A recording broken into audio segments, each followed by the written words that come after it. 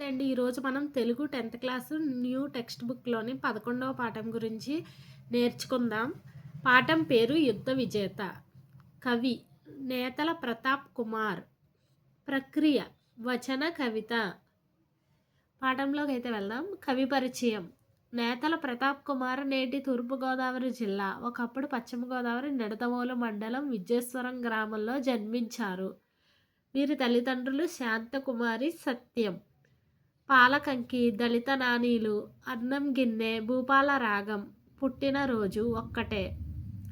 బౌద్ధ భాషితాలు, బుద్ధిజం, శాస్త్రీయత, నా భూమికి నేనే, సమతా వసంత గానం, పిల్లల కోసం, అంబేద్కర్ కథ, నాగపూర్ యాత్ర తదితర గ్రంథాలు రాశారు.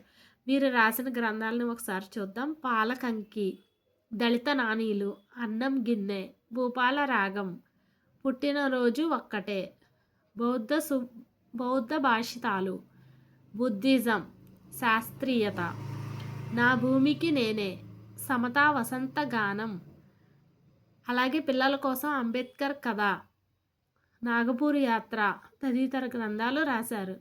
విమల శాంతి జాతీయ కవితా పురస్కారం అందుకున్నారు. ఈ పాఠం సమతా వసంత గానం కవితా సంపుటి నుండి గ్రహించబడింది. ప్రక్రియ చూద్దాం. ప్రక్రియ వచన కవిత. పద్యం గేయాలలో ఉండే ఛందో నియమాల అవసరం లేకుండా లయాత్మకంగా సాగే కవిత వచన కవిత. ఇది విషయ ప్రధానంగా ఉంటుంది. నిత్య జీవితంలో ఉపయోగించే పదాలు ఎక్కువగా ఉంటాయి.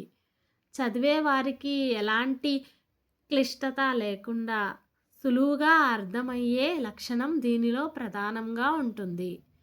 అంత్యానుప్రాస వంటి అలంకారాల ప్రయోగంతో వచన కవిత శోభగులద్దుకుంది ఉంటుంది. Thank you for watching.